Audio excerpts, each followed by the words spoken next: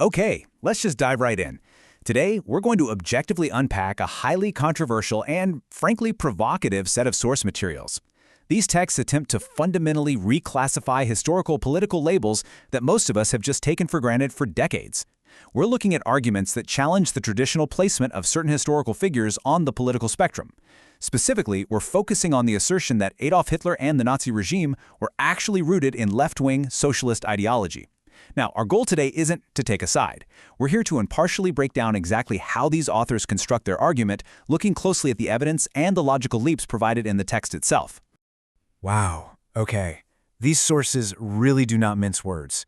This quote pulls absolutely no punches. It immediately sets the stakes by framing the traditional historical consensus, that Hitler was a phenomenon of the far right, not as some simple misunderstanding, but as a deliberate ideological scam. They are literally positing that a massive deception took place over the last century. And by framing it this way right out of the gate, the texts immediately hook you in, demanding that we rethink the very foundation of modern political categorization. So, to make sense of this pretty massive claim, we're going to follow the source's argument through four distinct phases. First, redefining the political spectrum. Second, the economic argument. Third, social and institutional controls. And finally, modern political implications. All right, part one, redefining the political spectrum, focusing on the nomenclature argument. The authors actually start their argument at the most literal level imaginable. The term Nazi itself is an abbreviation. The full translation from German is the National Socialist German Workers Party. The authors really emphasize this to ground their argument in something hiding right in plain sight, that Hitler built his political movement explicitly under the banner of socialism, and he aimed it directly at the working class. For the authors, this isn't just a historical coincidence or some clever deceptive marketing tactic. They argue it was a literal declaration of his ideological intent. And building off that literal name, the texts assert that Hitler's self-identification was incredibly consistent.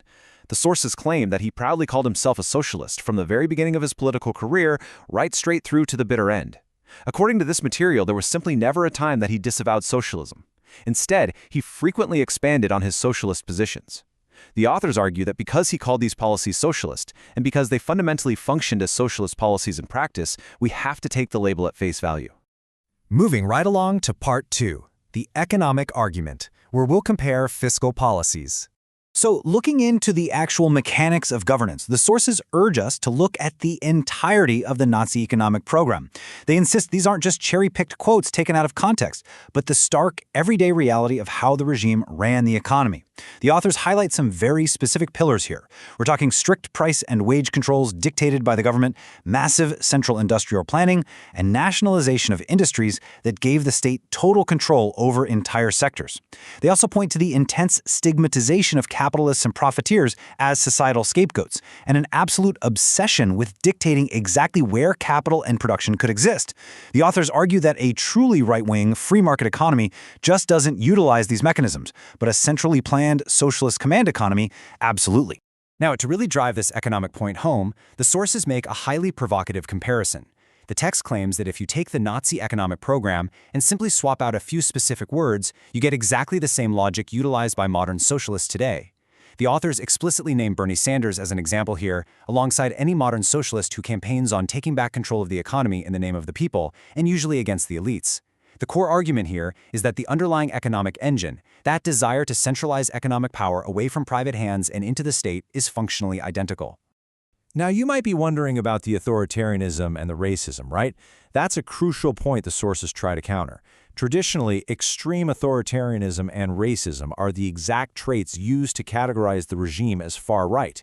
However, the authors argue that being authoritarian and racist doesn't inherently make a regime right-wing. Instead, they insist we have to look at the method. Because the regime used the methods of designating a scapegoat, aggressively concentrating central power, and executing total economic planning, the sources conclude its fundamental operational structure was entirely 100% socialist. Okay, part three, social and institutional controls. This is what the sources essentially frame as the leftist checklist. The source material hits us with a rapid-fire checklist of traits that characterize the regime, firmly categorizing every single one of them as inherently leftist. This includes identity politics and a heavy focus on the collective over the individual. They mention statism and a command economy. The texts also heavily highlight censorship, militant activism, gun control, and aggressive social engineering. And finally, they point to the total politicization of academia, the judiciary, and the civil service. Basically, institutions where loyalty to the party entirely replaced objective truth or the rule of law. By listing these out, the authors are arguing that the entire fabric of that society was engineered using tools they identify as historically and definitively left-wing.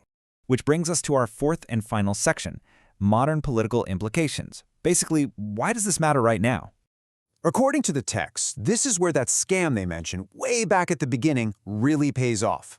The authors argue that by successfully labeling Hitler and the Nazi regime as right-wing, the political left has been able to entirely wash its hands of economic totalitarianism for the past 80 years. The assertion is that whenever the dangers of total state control over an economy are brought up, the left is artificially shielded from historical scrutiny. Why? Because the absolute worst example of it was cleverly pushed onto the right side of the political spectrum. The source claims this historical sleight of hand is exactly what is still poisoning our political debates today. And the sources go a step further, targeting modern political movements directly. The texts assert that American socialists specifically and actively deny that Hitler was a socialist. And why would they do that? Well, the authors claim it is a deliberate cover-up. They argue that modern socialists don't want the public to realize that they actually share many core ideological beliefs and structural methods in common with that historical regime. By denying the label, the sources argue, modern movements can protect their own platform from being associated with history's absolute darkest moments. The source material leaves absolutely no room for nuance in its final claim. The authors state unequivocally that all socialism eventually leads to these sorts of atrocities. They even explicitly call out what they term the nice socialism of modern Europe. The texts assert that this foundational ideological flaw is actually the real reason for contemporary tragedies in Europe today, specifically mentioning rising rates of crimes that the authors claim are actively being covered up by authorities. They are drawing a direct, completely unbroken line from historical socialist policies to modern societal breakdown. So, as we wrap up this explainer, we are left staring at a massive conceptual challenge presented by these sources. We've just seen how the authors use nomenclature, economic centralization, and institutional controls to build an argument that completely upends the traditional political spectrum. And it really forces us to ask, if political labels can be this deeply contested, if one group's far right is literally another group's socialist scam, how does the way we categorize our history fundamentally alter the policies we are willing to accept or reject in our world right now? Understanding how arguments exactly like this are constructed from the source material is really the first step in navigating the incredibly complex political landscape we find ourselves in today.